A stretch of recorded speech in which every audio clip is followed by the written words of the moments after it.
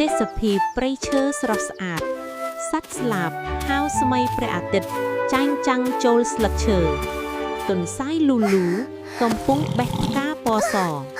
ចលនារីករាយសម្លេងក្រហមនៃគុំឈើទន្សាយងាកមកដោយភ័យខ្លាតូចមួយតាយ៉ាលេចចេញមកយឺត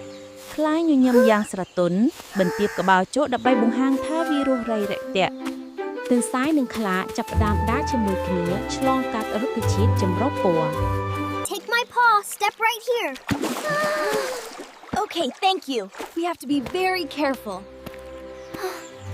Shining mushrooms, butterflies, shiny leaves.